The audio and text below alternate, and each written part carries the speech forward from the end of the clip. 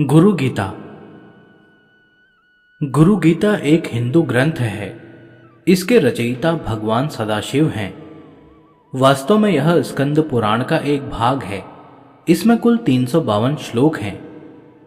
गुरु गीता में भगवान शिव और पार्वती का संवाद है, जिसमें पार्वती भगवान शिव से गुरु और उसकी महत्ता की व्याख्या करने का अनुरोध करती हैं। इसमें भगवान शंकर गुरु क्या है, उसका महत्व, गुरु की पूजा करने की विधि, गुरु गीता को पढ़ने के लाभ आदि का वर्णन करते हैं। वह सद्गुरु कौन हो सकता है, उसकी कैसी महिमा है, इसका वर्णन इस गुरु गीता में पूर्णता से हुआ है। शिष्य की योग्यता, उसकी मर्यादा, व्यवहार, अनुशासन आदि को भी पूर्ण रूपेण दर्शाया गया है। ऐसे ही गुरु की शरण में जाने से शिष्य को पूर्णत्व प्राप्त होता है तथा वह स्वयं ब्रह्म रूप हो जाता है। उसके सभी धर्म अधर्म, पाप पुण्य आदि समाप्त हो जाते हैं तथा केवल एकमात्र चैतन्य ही शेष रह जाता है। वह गुणातीत व रूपातीत हो जाता है, जो उसकी अंतिम गति है।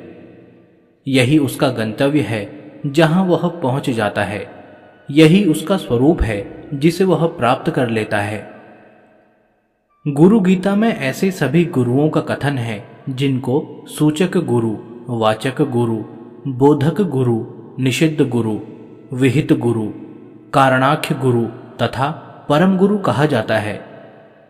इसमें निषिद्ध गुरु का तो सर्वथा त्याग कर देना चाहिए तथा अन्य गुरुओं में परम गुरु ही श्रेष्ठ हैं, वही सद्गुरु हैं। गुरु गीता प्रथम अध्याय। जो ब्रह्म अचिंत्य, अव्यक्त, तीनों गुणों से रहित, फिर भी देखने वालों के अज्ञान की उपाधि से त्रिगुणात्मक और समस्त जगत का अधिष्ठान रूप है, ऐसे ब्रह्म को नमस्कार हो।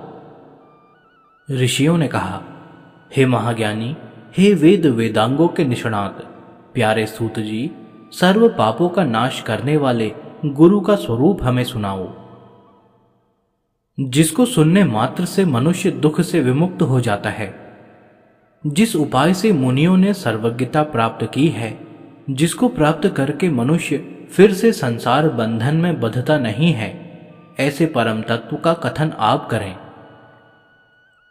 जो तत्व परम रहस्यमय एवं श्रेष्ठ सारभूत है और विशेषकर जो गुरु गीता है, वह आपकी कृपा से हम सुनना चाहते हैं। प्यारे सूत जी, वे सब हमें सुनाइए। इस प्रकार बार बार प्रार्थना किए जाने पर सूत जी बहुत प्रसन्न होकर मुनियों के समूह से मधुर वचन बोले। सूत जी ने कहा, हे सर्व मुनियों, संसार रूपी रोग का नाश करने वाली मात्र स्वरूपणी, माता के समान ध्यान रखने वाली गुरु गीता कहता हूं। उसको आप अत्यंत श्रद्धा और प्रसन्नता से सुनिए।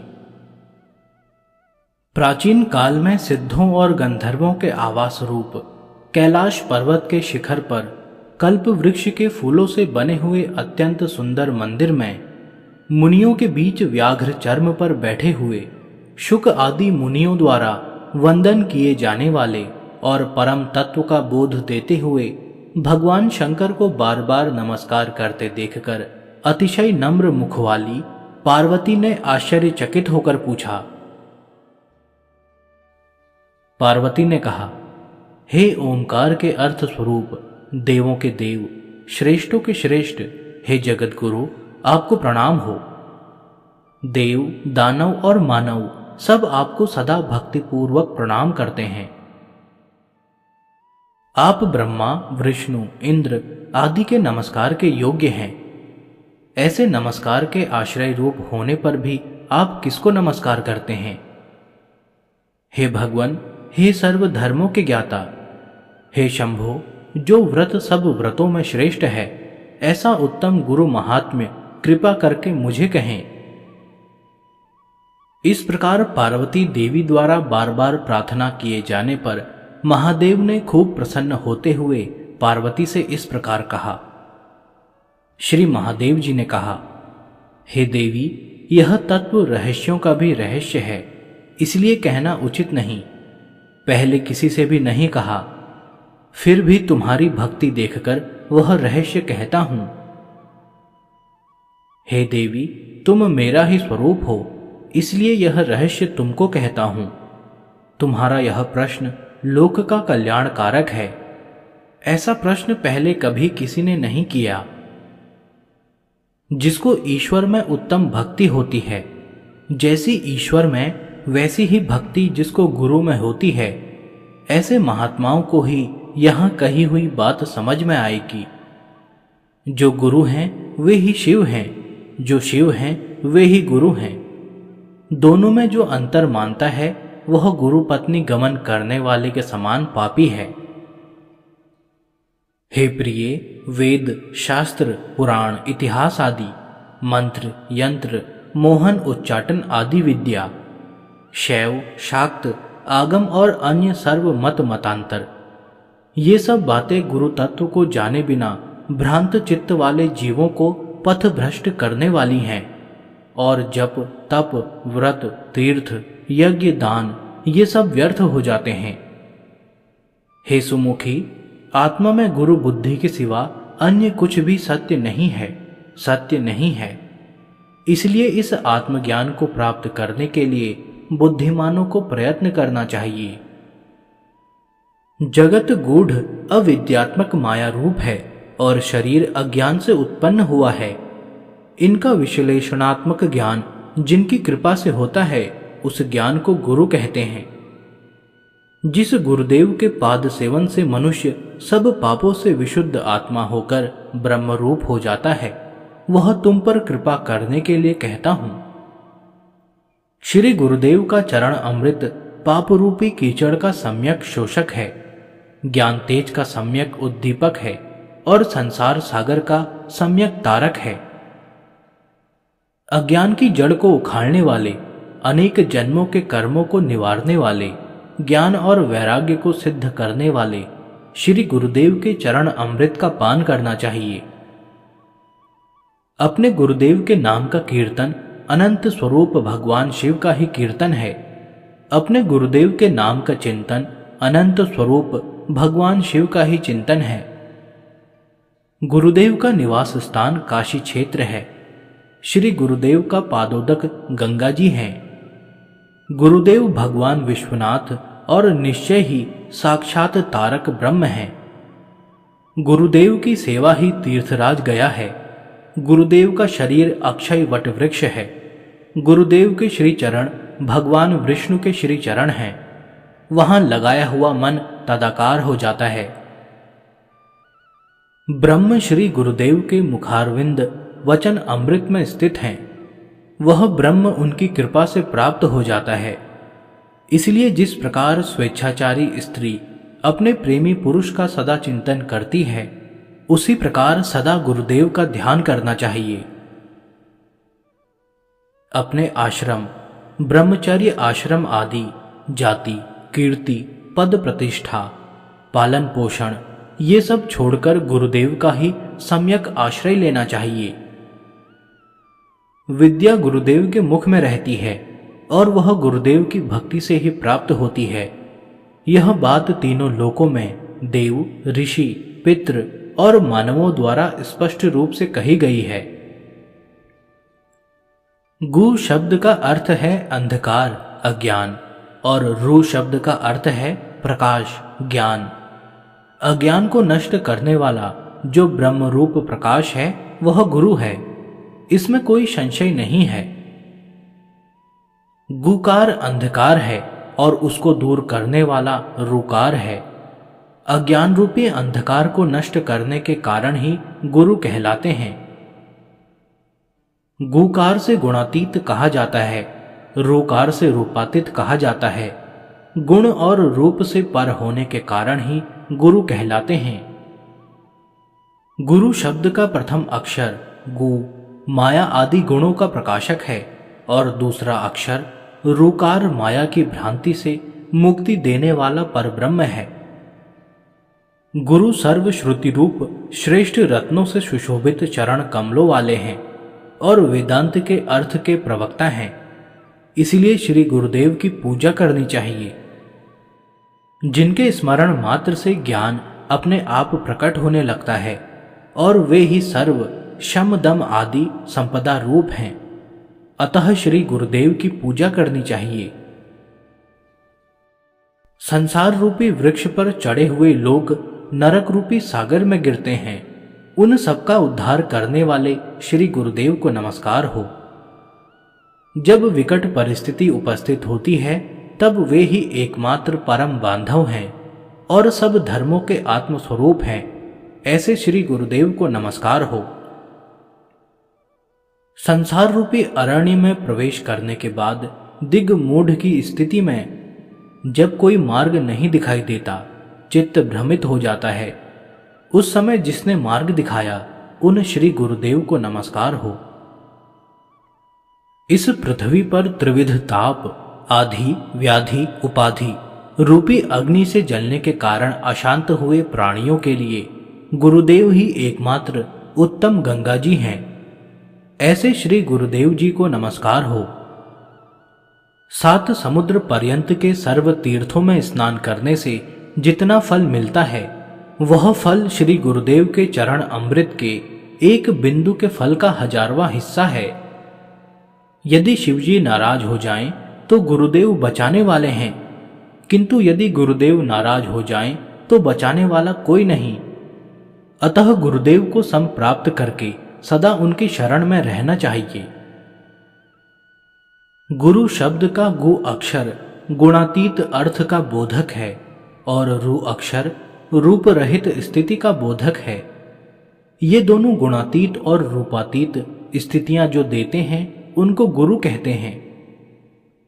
हे प्रिय, गुरु ही त्रिनेत्र रहित 2 नेत्र वाले साक्षात शिव हैं, 2 हाथ वाले भगवान विष्णु हैं और 1 मुख वाले ब्रह्मा जी हैं।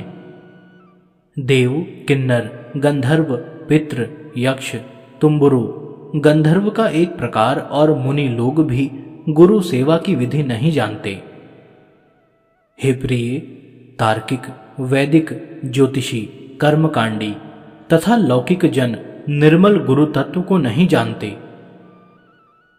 यदि गुरु तत्व से प्रांगमुख हो जाएं, तो याज्ञ की मुक्ति नहीं पा सकते, योगी मुक्त नहीं हो सकते और तपस्वी भी मुक्त नहीं हो सकते। गुरु सेवा से विमुख गंधर्व, पितृ, यक्ष, चारण, ऋषि, सिद्ध और देवता आदि भी मुक्त नहीं होंगे। गुरु गीता 2 अध्याय।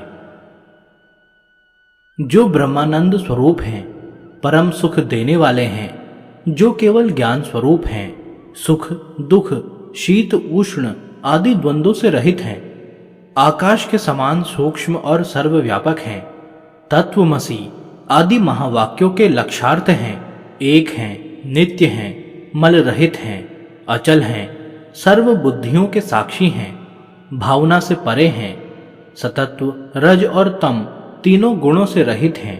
ऐसे श्री सद्गुरुदेव को मैं नमस्कार करता हूं।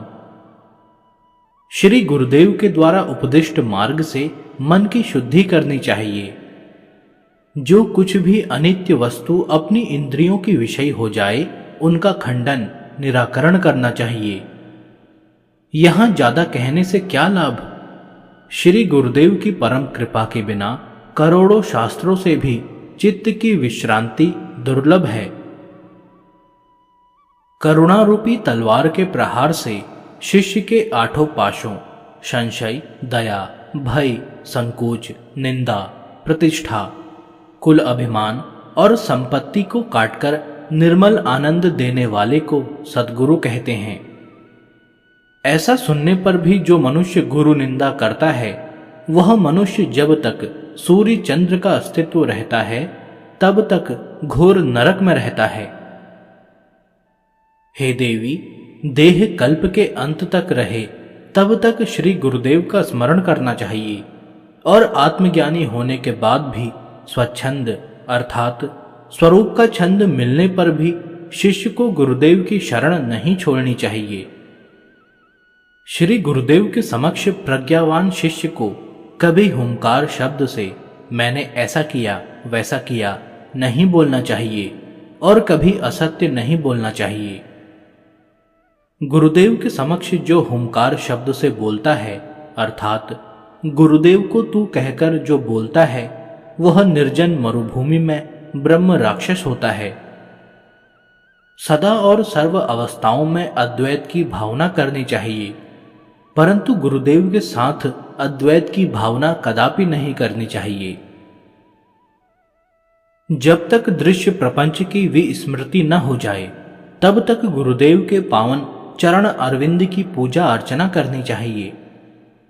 ऐसा करने वाले को ही कैवल्य पद की प्राप्ति होती है, इसके विपरीत करने वाले को नहीं होती। संपूर्ण तत्वज्ञ भी यदि गुरु का त्याग कर दें तो मृत्यु के समय उसे महान विक्षेप अवश्य हो जाता है। हे देवी, गुरु के रहने पर अपने आप कभी किसी को उपदेश नहीं देना चाहिए। इस प्रकार उपदेश देने वाला ब्रह्म राक्षस होता है। गुरु के आश्रम में नशा नहीं करना चाहिए, टहलना नहीं चाहिए। दीक्षा देना, व्याख्यान करना, प्रभुत्व दिखाना और गुरु को आज्ञा करना, ये सब निषिद्ध है। गुरु के आश्रम में अपना छप्पर और पलंग नहीं लगाना चाहिए।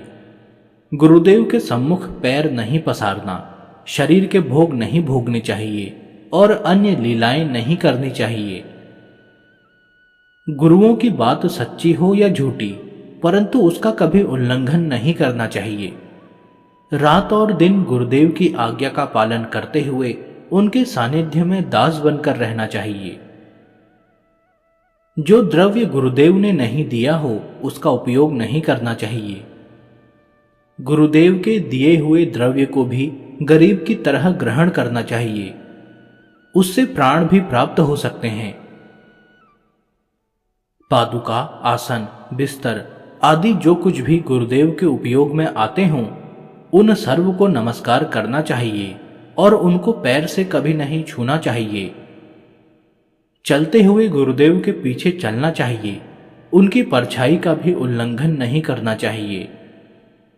गुरुदेव के समक्ष कीमती वेशभूषा, आभूषण आदि धारण नहीं करने चाहिए।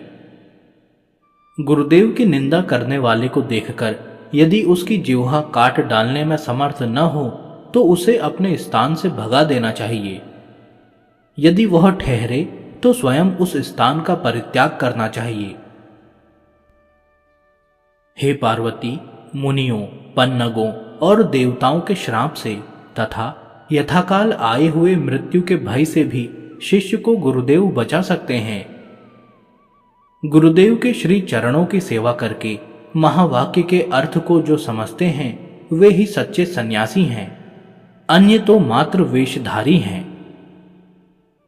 गुरु वे हैं जो नित्य, निर्गुण, निराकार परम ब्रह्म का बोध देते हुए जैसे एक दीपक दूसरे दीपक को प्रज्वलित करता है, वैसे शिष्य में ब्रह्म भाव को प्रकट कराते हैं। श्री गुरुदेव की कृपा से अपने भीतर ही आत्म आनंद प्राप्त करके समता और मुक्ति के मार्ग द्वारा शिष्य आत्मज्ञान को उपलब्ध होता है। जैसे स्फटिक मणि में स्फटिक मणि तथा दर्पण में दर्पण दिख सकता है, उसी प्रकार आत्मा में जो चित्त और आनंदमयी दिखाई देता है वह मैं हूं। हृदय में अंगुष्ठ मात्र परिणाम वाले चैतन्य पुरुष का ध्यान करना चाहिए। वहां जो भाव स्फुरित होता है वह मैं तुम्हें कहता हूं, सुनो। मैं अजन्मा हूं, मैं अमर हूं, मेरा आदि नहीं है, मेरी मृत्यु नहीं है। मैं निर्विकार हूं, मैं चिदानंद हूं, मैं अणु से भी छोटा हूं और महान से भी महान हूं। हे पार्वती, ब्रह्म को स्वभाव से ही अपूर्व, जिससे पूर्व कोई नहीं ऐसा, अद्वितीय, नित्य, ज्योति स्वरूप, निरोग, निर्मल, परम आकाश स्वरूप, अचल, आनंद स्वरूप, अविनाशी, अगम्य, अगोचर, नाम रूप से रहित तथा निःशब्द जानना चाहिए। जिस प्रकार कपूर, फूल आदि में गंध, अग्नि में उष्णता और जल में शीतलता स्वभाव से ही होते हैं, उसी प्रकार ब्रह्म में शाश्वतता भी स्वभाव सिद्ध है। जिस प्रकार कटक, कुंडल आदि आभूषण स्वभाव से ही सुवर्ण हैं, उसी प्रकार मैं स्वभाव से ही शाश्वत ब्रह्म हूं। स्वयं वैसा होकर किसी न किसी स्थान में रहना। जैसे कीड़ा भ्रमर का चिंतन करते करते भ्रमर हो जाता है, वैसे ही जीव ब्रह्म का ध्यान करते करते ब्रह्म स्वरूप हो जाता है। सदा गुरुदेव का ध्यान करने से जीव ब्रह्ममय हो जाता है। वह किसी भी स्थान में रहता हो फिर भी मुक्त ही है, इसमें कोई संशय नहीं है। हे प्रिय, भगवत स्वरूप श्री गुरुदेव ज्ञान, वैराग्य, ऐश्वर्य, यश, लक्ष्मी और मधुर वाणी, ये 6 गुण रूप ऐश्वर्य से संपन्न होते हैं। मनुष्य के लिए गुरु ही शिव हैं, गुरु ही देव हैं, गुरु ही बांधव हैं, गुरु ही आत्मा हैं और गुरु ही जीव हैं। सचमुच गुरु के सिवा अन्य कुछ भी नहीं है। अकेला, कामना रहित, शांत, चिंता रहित, ईर्ष्या रहित और बालक की तरह जो शोभता है वह ब्रह्मज्ञानी कहलाता है। वेदों और शास्त्रों में सुख नहीं है, मंत्र और यंत्र में सुख नहीं है। इस पृथ्वी पर गुरुदेव की कृपा प्रसाद के सिवा अन्यत्र कहीं भी सुख नहीं है। गुरुदेव के श्री चरणों में जो वेदांत निर्दिष्ट सुख है, वह सुख न चार्वाक मत में, न वैष्णव मत में, न प्रभाकर सांख्य मत में है।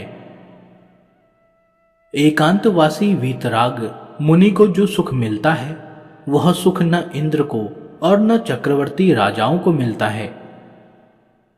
हमेशा ब्रह्म रस का पान करके जो परमात्मा में तृप्त हो गया है, वह मुनि इंद्र को भी गरीब मानता है, तो राजाओं की तो बात ही क्या। मोक्ष की आकांक्षा करने वालों को गुरु भक्ति खूब करनी चाहिए, क्योंकि गुरुदेव के द्वारा ही परम मोक्ष की प्राप्ति होती है। गुरु के वाक्य की सहायता से जिसने ऐसा निश्चय कर लिया है कि मैं एक और अद्वितीय हूं और उसी अभ्यास में जो रत है, उसके लिए अन्य वनवास का सेवन आवश्यक नहीं है, क्योंकि अभ्यास से ही एक क्षण में समाधि लग जाती है और उसी क्षण इस जन्म तक के सब पाप नष्ट हो जाते हैं। गुरुदेव ही सतत्व गुणी होकर विष्णु रूप से जगत का पालन करते हैं, रजोगुणी होकर ब्रह्मा रूप से जगत का सर्जन करते हैं और तमोगुणी होकर शंकर रूप से जगत का संहार करते हैं। गुरुदेव का दर्शन पाकर उनके कृपा प्रसाद से सर्व प्रकार की आसक्ति छोड़कर एकाकी, निःस्पृह और शांत होकर रहना चाहिए। जो जीव इस जगत में सर्वमय, आनंदमय और शांत होकर सर्वत्र विचरता है, उस जीव को सर्वज्ञ कहते हैं। ऐसा पुरुष जहां रहता है, वह स्थान पुण्य तीर्थ है। हे देवी, तुम्हारे सामने मैंने मुक्त पुरुष का लक्षण कहा है। हे प्रिय, मनुष्य चाहे चारों वेद पढ़ ले, वेद के 6 अंग पढ़ ले, अध्यात्म शास्त्र आदि अन्य सर्व शास्त्र पढ़ ले, फिर भी गुरु के बिना ज्ञान नहीं मिलता। शिव जी की पूजा में रत हो या विष्णु की पूजा में रत हो, परंतु गुरु तत्व के ज्ञान से रहित हो तो वह सब व्यर्थ है। गुरुदेव की दीक्षा के प्रभाव से सब कर्म सफल होते हैं। गुरुदेव की संप्राप्ति रूपी परम लाभ से अन्य सर्व लाभ मिलते हैं। जिसका गुरु नहीं वह मूर्ख है। इसलिए सब प्रकार के प्रयत्न से अनासक्त होकर शास्त्र की माया जाल छोड़कर गुरुदेव की ही शरण लेनी चाहिए। ज्ञान रहित, मिथ्या बोलने वाले और दिखावट करने वाले गुरु का त्याग कर देना चाहिए, क्योंकि जो अपने ही शांति पाना नहीं चाहता, वह दूसरों को क्या शांति दे सकेगा। पत्थरों के समूह को तैराने का ज्ञान पत्थर में कहां से हो सकता है। जो खुद तैरना नहीं जानता, वह दूसरों को क्या तैराएगा। जो गुरु अपने दर्शन से, दिखावे से शिष्य को भ्रांति में डालता है, ऐसे गुरु को प्रणाम नहीं करना चाहिए। इतना ही नहीं, दूर से ही उसका त्याग करना चाहिए। ऐसी स्थिति में धैर्यवान गुरु का ही आश्रय लेना चाहिए। भेद बुद्धि उत्पन्न करने वाले, स्त्री लंपट, दुराचारी, नमक हराम, बगुले की तरह ठगने वाले, क्षमा रहित निंदनीय तर्कों से वितंडावाद करने वाले, कामी, क्रोधी, हिंसक, उग्र, शठ तथा अज्ञानी और महापापी पुरुष को गुरु नहीं करना चाहिए। ऐसा विचार करके ऊपर दिए लक्षणों से भिन्न लक्षणों वाले गुरु की एकनिष्ठ भक्ति से सेवा करनी चाहिए। गुरु गीता के समान अन्य कोई स्तोत्र नहीं है, गुरु के समान अन्य कोई तत्व नहीं है। समग्र धर्म का यह सार मैंने कहा है, यह सत्य है, सत्य है और बारंबार सत्य है। हे प्रिय, इस गुरु गीता का पाठ करने से जो कार्य सिद्ध होता है, अब वह कहता हूं। हे देवी, लोगों के लिए यह उपकारक है, मात्र लौकिक का त्याग करना चाहिए। जो कोई इसका उपयोग लौकिक कार्य के लिए करेगा, वह ज्ञानहीन होकर संसार रूपी सागर में गिरेगा। ज्ञान भाव से जिस कर्म में इसका उपयोग किया जाएगा, वह कर्म निष्कर्म में परिणत होकर शांत हो जाएगा। भक्ति भाव से इस गुरु गीता का पाठ करने से, सुनने से और लिखने से वह भक्त सब फल भोगता है। हे देवी, इस गुरु गीता को नित्य भावपूर्वक हृदय में धारण करो। महाव्याधि वाले दुखी लोगों को सदा आनंद से इसका जप करना चाहिए। हे प्रिय, गुरु गीता का एक एक अक्षर मंत्र राज है। अन्य जो विविध मंत्र हैं, वे इसका 16वां भाग भी नहीं। हे देवी, गुरु गीता के जप से अनंत फल मिलता है। गुरु गीता सर्व पाप को हरने वाली और सर्व दारिद्र्य का नाश करने वाली है। गुरु गीता अकाल मृत्यु को रोकती है, सब संकटों का नाश करती है। यक्ष, राक्षस, भूत, चोर और बाघ आदि का घात करती है। गुरु गीता सब प्रकार के उपद्रवों, कुष्ठ और दुष्ट रोगों और दोषों का निवारण करने वाली है। श्री गुरुदेव के सानिध्य से जो फल मिलता है, वह फल इस गुरु गीता का पाठ करने से मिलता है। इस गुरु गीता का पाठ करने से महाव्याधि दूर होती है, सर्व ऐश्वर्य और सिद्धियों की प्राप्ति होती है। मोहन में अथवा वशीकरण में इसका पाठ स्वयं ही करना चाहिए। इस गुरु गीता का पाठ करने वाले पर सर्व प्राणी मोहित हो जाते हैं। बंधन में से परम मुक्ति मिलती है। देवराज इंद्र को वह प्रिय होता है और राजा उसके वश होता है। इस गुरु गीता का पाठ शत्रु का मुख बंद करने वाला है, गुणों की वृद्धि करने वाला है, दुष्कृत्यों का नाश करने वाला और सत्कर्म में सिद्धि देने वाला है। इसका पाठ असाध्य कार्यों की सिद्धि कराता है, नवग्रहों का भय हरता है, दुह स्वप्न का नाश करता है और सुस्वप्न के फल की प्राप्ति कराता है। हे शिवे, यह गुरु गीता रूपी शास्त्र मोह को शांत करने वाला, बंधन में से परम मुक्त करने वाला और स्वरूप ज्ञान का भंडार है। व्यक्ति जो जो अभिलाषा करके इस गुरु गीता का पठन चिंतन करता है, उसे वह निश्चय ही प्राप्त होता है। यह गुरु गीता नित्य सौभाग्य और पुण्य प्रदान करने वाली तथा तीनों तापों आदि, व्याधि, उपाधि का शमन करने वाली है। यह गुरु गीता सब प्रकार की शांति करने वाली, वंध्या स्त्री को सुपुत्र देने वाली, सधवा स्त्री को वैधव्य का निवारण करने वाली और सौभाग्य की वृद्धि करने वाली है। यह गुरु गीता आयुष्य, आरोग्य, ऐश्वर्य और पुत्र पौत्र की वृद्धि करने वाली है। कोई विधवा निष्काम भाव से इसका जप पाठ करे तो मोक्ष की प्राप्ति होती है। यदि वह विधवा सकाम होकर जप करे तो अगले जन्म में उसको संताप हरने वाला अवैधव्य सौभाग्य प्राप्त होता है।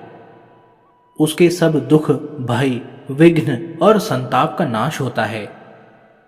इस गुरु गीता का पाठ सब पापों का शमन करता है, धर्म, अर्थ और मोक्ष की प्राप्ति कराता है। इसके पाठ से जो जो आकांक्षा की जाती है, वह अवश्य सिद्ध होती है। यदि कोई इस गुरु गीता को लिखकर उसकी पूजा करे तो उसे लक्ष्मी और मोक्ष की प्राप्ति होती है और विशेषकर उसके हृदय में सर्वदा गुरु भक्ति उत्पन्न होती रहती है। शक्ति के, सूर्य के, गणपति के, शिव के और पशुपति के मतवादी इसका गुरु गीता का पाठ करते हैं। यह सत्य है, सत्य है, इसमें कोई संदेह नहीं है। बिना आसन किया हुआ जप नीच कर्म का हो जाता है और निष्फल हो जाता है। यात्रा में, युद्ध में, शत्रुओं के उपद्रव में गुरु गीता का जप पाठ करने से विजय प्राप्त होती है। मरण काल में जप करने से मोक्ष मिलता है। शिष्य के सर्व कार्य सिद्ध होते हैं, इसमें संदेह नहीं है। जिसके मुख में गुरु मंत्र है उसके सब कार्य सिद्ध होते हैं, दूसरे के नहीं। दीक्षा के कारण शिष्य के सर्व कार्य सिद्ध हो जाते हैं। तत्वज्ञ पुरुष संसार रूपी वृक्ष की जड़ नष्ट करने के लिए और 8 प्रकार के बंधन, संशय, दया, भय, संकोच, निंदा, प्रतिष्ठा, कुल अभिमान और संपत्ति की निवृत्ति करने के लिए गुरु गीता रूपी गंगा में सदा स्नान करते रहते हैं। स्वभाव से ही सर्वथा शुद्ध और पवित्र ऐसे वे महापुरुष जहां रहते हैं उस तीर्थ में देवता विचरण करते हैं। आसन पर बैठे हुए या लेटे हुए, खड़े रहते या चलते हुए, हाथी या घोड़े पर सवार, जागृत अवस्था में हो या सुषुप्त अवस्था में, जो पवित्र ज्ञानवान पुरुष इस गुरु गीता का जप पाठ करते हैं उनके दर्शन और स्पर्श से पुनर्जन्म नहीं होता। हे देवी, कुश और दुर्वा के आसन पर सफेद कंबल बिछाकर उसके ऊपर बैठकर एकाग्र मन से इसका गुरु गीता का जप करना चाहिए। सामान्यतया सफेद आसन उचित है, परंतु वशीकरण में लाल आसन आवश्यक है। हे प्रिय, शांति प्राप्ति के लिए या वशीकरण में नित्य पद्मासन में बैठकर जप करना चाहिए। कपड़े के आसन पर बैठकर जप करने से दारिद्र्य आता है। पत्थर के आसन पर रोग, भूमि पर बैठकर जप करने से दुख आता है और लकड़ी के आसन पर किए हुए जप निष्फल होते हैं। काले मृग चर्म और दर्भासन पर बैठकर जप करने से ज्ञान सिद्धि होती है। व्याघ्र चर्म पर जप करने से मुक्ति प्राप्त होती है, परंतु कंबल के आसन पर सर्व सिद्धि प्राप्त होती है। अग्निकोण की तरफ मुख करके जप पाठ करने से आकर्षण, वाव्य कोण की तरफ शत्रुओं का नाश, नैऋत्य कोण की तरफ दर्शन और ईशान कोण की तरफ मुख करके जप पाठ करने से ज्ञान की प्राप्ति होती है। उत्तर दिशा की ओर मुख करके पाठ करने से शांति, पूर्व दिशा की ओर वशीकरण, दक्षिण दिशा की ओर मारण सिद्ध होता है तथा पश्चिम दिशा की ओर मुख करके जप पाठ करने से धन प्राप्ति होती है। गुरु गीता तीसरा अध्याय। हे सुमुखी, अब सकामियों के लिए जप करने के स्थानों का वर्णन करता हूं।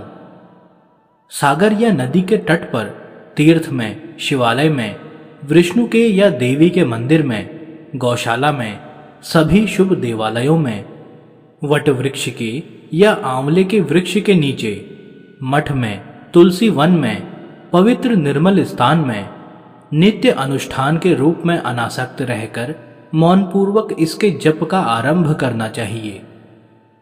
जप से जय प्राप्त होता है तथा जय की सिद्धि रूप फल मिलता है। जप अनुष्ठान के काल में सब नीच कर्म और निंदित स्थान का त्याग करना चाहिए। शमशान में, बिल्व, वट वृक्ष या कनक वृक्ष के नीचे और आम्र वृक्ष के पास जप करने से सिद्धि जल्दी होती है। हे देवी, कल्प पर्यंत के करोड़ों जन्मों के यज्ञ, व्रत, तप और शास्त्र उक्त क्रियाएं, ये सब गुरुदेव के संतोष मात्र से सफल हो जाते हैं।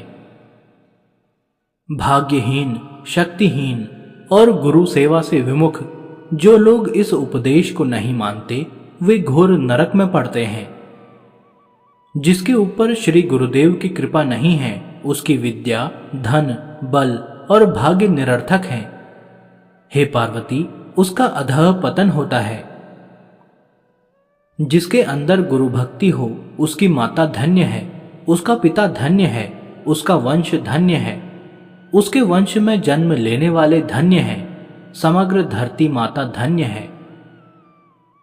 शरीर, इंद्रियां, प्राण, धन, स्वजन, बंधु बांधव, माता का कुल, पिता का कुल, ये सब गुरुदेव ही हैं, इसमें संशय नहीं है। गुरु ही देव हैं, गुरु ही धर्म है, गुरु में निष्ठा ही परम तप है।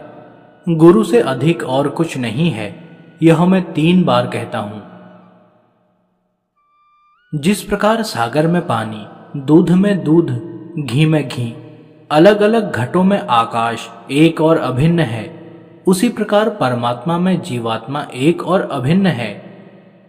इसी प्रकार ज्ञानी सदा परमात्मा के साथ अभिन्न होकर रात दिन आनंद विभोर होकर सर्वत्र विचरते हैं।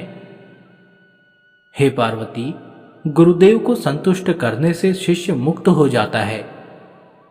हे देवी, गुरुदेव की कृपा से वह अणिमा आदि सिद्धियों का भोग प्राप्त करता है। ज्ञानी दिन में या रात में सदा सर्वदा समत्व में रमण करते हैं। इस प्रकार के महामौनी अर्थात ब्रह्मनिष्ठ महात्मा तीनों लोकों में समान भाव से गति करते हैं। गुरु भक्ति ही सबसे श्रेष्ठ तीर्थ है, अन्य तीर्थ निरर्थक हैं। हे देवी, गुरुदेव के चरण कमल सर्व तीर्थमयी हैं। हे देवी, हे प्रिय, कन्या के भोग में रत, स्व स्त्री से विमुख अर्थात पर स्त्रीगामी ऐसे बुद्धिशून्य लोगों को मेरा यह आत्म प्रिय परम बोध मैंने नहीं कहा। अभक्त, कपटी, धूर्त, पाखंडी, नास्तिक इत्यादि को यह गुरु गीता कहने का मन में सोचना तक नहीं। शिष्य के धन को अपहरण करने वाले गुरु तो बहुत हैं, लेकिन शिष्य के हृदय का संताप हरने वाला एक गुरु भी दुर्लभ है, ऐसा मैं मानता हूं। जो चतुर हूं, विवेकी हूं, अध्यात्म के ज्ञाता हूं, पवित्र हूं तथा निर्मल मानस वाले हूं, उनमें गुरुत्व शोभा पाता है। गुरु निर्मल, शांत, साधु स्वभाव के, मितभाषी, काम क्रोध से अत्यंत रहित, सदाचारी और जितेंद्रिय होते हैं। सूचक आदि भेद से अनेक गुरु कहे गए हैं।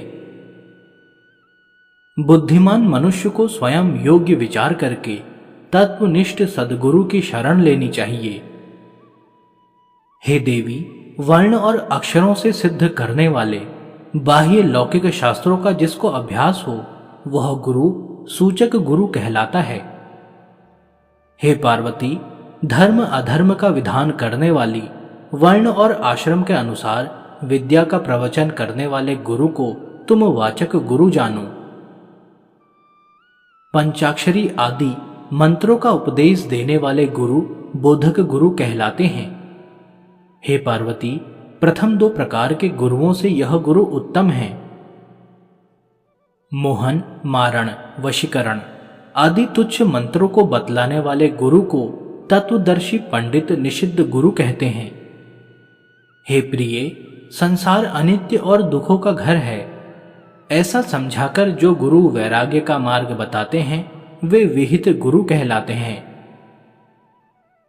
हे पार्वती, तत्वमसि आदि महावाक्यों का उपदेश देने वाले तथा संसार रूपी रोगों का निवारण करने वाले गुरु कारणाख्य गुरु कहलाते हैं। सर्व प्रकार के संदेहों का जड़ से नाश करने में जो चतुर हैं, जन्म, मृत्यु तथा भय का जो विनाश करते हैं, वे परम गुरु कहलाते हैं, सद्गुरु कहलाते हैं। अनेक जन्मों के किए हुए पुण्यों से ऐसे महागुरु प्राप्त होते हैं। उनको प्राप्त कर शिष्य पुनः संसार बंधन में नहीं बंधता, अर्थात मुक्त हो जाता है। हे पार्वती, इस प्रकार संसार के अनेक प्रकार के गुरु होते हैं। इन सब में एक परम गुरु का ही सेवन सर्व प्रयत्नों से करना चाहिए। प्रकृति से ही मूढ़, मृत्यु से भयभीत, सत्कर्म से विमुख लोग यदि दैवयोग से निषिद्ध गुरु का सेवन करें तो उनकी क्या गति होती है। निषिद्ध गुरु का शिष्य दुष्ट संकल्पों से दूषित होने के कारण ब्रह्म प्रलय तक मनुष्य नहीं होता, पशु योनि में ही रहता है। हे देवी, इस तत्व को ध्यान से सुनो। मनुष्य जब तक विरक्त होता है तभी वह अधिकारी कहलाता है, ऐसा उपनिषद कहते हैं। अर्थात दैवयोग से गुरु प्राप्त होने की बात अलग है और विचार से गुरु चुनने की बात अलग है। अखंड एक रस नित्य मुक्त और निरामय ब्रह्म जो अपने अंदर ही दिखाते हैं, वे ही गुरु होने चाहिए। हे पार्वती, जिस प्रकार जलाशयों में सागर राजा है, उसी प्रकार सब गुरुओं में से ये परम गुरु राजा हैं। मोह आदि दोषों से रहित, शांत, नित्य तृप्त, किसी के आश्रय रहित, ब्रह्मा और विष्णु के वैभव को भी तृणवत समझने वाले गुरु ही परम गुरु हैं। सर्वकाल और देश में स्वतंत्र, निश्चल, सुखी, अखंड, एक रस के आनंद से तृप्त ही सचमुच परम गुरु हैं। द्वैत और अद्वैत से मुक्त, अपने अनुभव रूप प्रकाश वाले, अज्ञान रूपी अंधकार को छेदने वाले और सर्वज्ञ ही परम गुरु हैं। जिनके दर्शन मात्र से मन प्रसन्न होता है, अपने आप धैर्य और शांति आ जाती है, वे परम गुरु हैं। जो अपने शरीर को शव समान समझते हैं और अपने आत्मा को अद्वैय जानते हैं, जो कामनी और कंचन के मोह का नाश करता है, वे परम गुरु हैं। हे पार्वती, सुनो, तत्वज्ञ दो प्रकार के होते हैं, मौनी और वक्ता। हे प्रिय, इन दोनों में से मौनी गुरु द्वारा लोगों को कोई लाभ नहीं होता, परंतु वक्ता गुरु भयंकर संसार सागर को पार कराने में समर्थ होते हैं, क्योंकि शास्त्र, युक्ति, तर्क और अनुभूति से वे सर्व संशयों का छेदन करते हैं। हे देवी, गुरु नाम के जप से अनेक जन्मों के इकट्ठे हुए पाप भी नष्ट होते हैं, इसमें अणुमात्र संशय नहीं है। अपना कुल, धन, बल, शास्त्र, नाते रिश्तेदार, भाई, ये सब मृत्यु के अवसर पर काम नहीं आते। एकमात्र गुरुदेव ही उस समय तारणहार हैं। सचमुच अपने गुरुदेव की सेवा करने से अपना कुल भी पवित्र होता है। गुरुदेव के तर्पण से ब्रह्मा आदि सब देव तृप्त होते हैं। हे देवी, स्वरूप के ज्ञान के बिना किए हुए जप तप आदि सब कुछ नहीं किए हुए के बराबर हैं, बालक के बकवाद के समान व्यर्थ हैं। गुरु दीक्षा से विमुख हुए लोग भ्रांत हैं, अपने वास्तविक ज्ञान से रहित हैं। वे सचमुच पशु के समान हैं, परम तत्व को वे नहीं जानते। इसलिए हे प्रिय, कैवल्य की सिद्धि के लिए गुरु का ही भजन करना चाहिए। गुरु के बिना मूढ़ लोग उस परम पद को नहीं जान सकते। हे शिवे, गुरुदेव की कृपा से हृदय की ग्रंथि छिन्न हो जाती है, सब संशय कट जाते हैं और सर्व कर्म नष्ट हो जाते हैं। वेद और शास्त्र के अनुसार विशेष रूप से गुरु की भक्ति करने से गुरु भक्त घोर पाप से भी मुक्त हो जाता है। दुर्जनों का संग त्याग कर पाप कर्म छोड़ देने चाहिए। जिसके चित्त में ऐसा चिन्ह देखा जाता है, उसके लिए गुरु दीक्षा का विधान है। चित्त का त्याग करने में जो प्रयत्नशील है, क्रोध और गर्व से रहित है, द्वैत भाव का जिसने त्याग किया है, उसके लिए गुरु दीक्षा का विधान है। जिसका जीवन इन लक्षणों से युक्त हो, निर्मल हो, जो सब जीवों के कल्याण में रत हो, उसके लिए गुरु दीक्षा का विधान है। हे देवी, जिसका चित्त अत्यंत परिपक्व हो, श्रद्धा और भक्ति से युक्त हो, उसे यह तत्व सदा मेरी प्रसन्नता के लिए कहना चाहिए। सत्कर्म के परिपाक से शुद्ध हुए चित्त वाले बुद्धिमान साधक को ही गुरु गीता प्रयत्न पूर्वक कहनी चाहिए। नास्तिक, कृतघ्न, दंभी, शठ, अभक्त और विरोधी को यह गुरु गीता कदापि नहीं कहनी चाहिए। स्त्री लंपट, मूर्ख, काम वासना से ग्रस्त चित्त वाले तथा निंदक को गुरु गीता बिल्कुल नहीं कहनी चाहिए। एकाक्षर मंत्र का उपदेश करने वाले को जो गुरु नहीं मानता, वह 100 जन्मों में कुत्ता होकर फिर चांडाल की योनि में जन्म लेता है। गुरु का त्याग करने से मृत्यु होती है, मंत्र को छोड़ने से दरिद्रता आती है और गुरु एवं मंत्र दोनों का त्याग करने से रौरव नरक मिलता है। शिव के क्रोध से गुरुदेव रक्षण करते हैं, लेकिन गुरुदेव के क्रोध से शिवजी रक्षण नहीं करते। अतः सब प्रयत्न से गुरुदेव की आज्ञा का उल्लंघन नहीं करना चाहिए। 7 करोड़ महामंत्र विद्यमान हैं, वे सब चित्त को भ्रमित करने वाले हैं। गुरु नाम का 2 अक्षर वाला मंत्र एक ही महामंत्र है। हे देवी, मेरा यह कथन कभी मिथ्या नहीं होगा, वह सत्य स्वरूप है।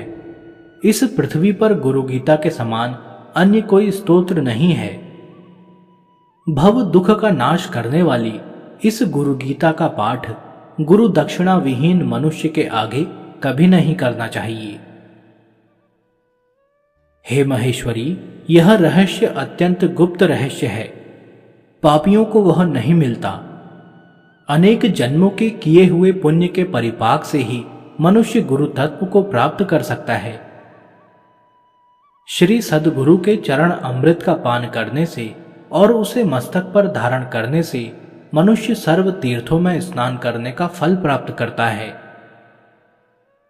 गुरुदेव के चरण अमृत का पान करना चाहिए। गुरुदेव के भोजन में से बचा हुआ खाना, गुरुदेव की मूर्ति का ध्यान करना और गुरु नाम का जप करना चाहिए। ब्रह्मा, विष्णु, शिव सहित समग्र जगत गुरुदेव में समाविष्ट हैं। गुरुदेव से अधिक और कुछ भी नहीं है, इसलिए गुरुदेव की पूजा करनी चाहिए। गुरुदेव के प्रति अनन्य भक्ति से ज्ञान के बिना भी मोक्ष पद मिलता है। गुरु के मार्ग पर चलने वालों के लिए गुरुदेव के समान अन्य कोई साधन नहीं है। गुरु के कृपा प्रसाद से ही ब्रह्मा, विष्णु और शिव यथाक्रम जगत की सृष्टि, स्थिति और लय करने का सामर्थ्य प्राप्त करते हैं। हे देवी, गुरु यह 2 अक्षर वाला मंत्र सब मंत्रों में राजा है, श्रेष्ठ है। स्मृतियां, वेद और पुराणों का वह सार ही है, इसमें संशय नहीं है।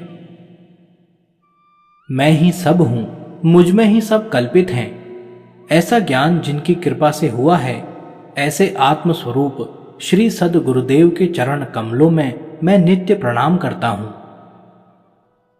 हे प्रभु, अज्ञान रूपी अंधकार में अंध बने हुए और विषयों से आक्रांत चित्त वाले मुझको ज्ञान का प्रकाश देकर कृपा करो।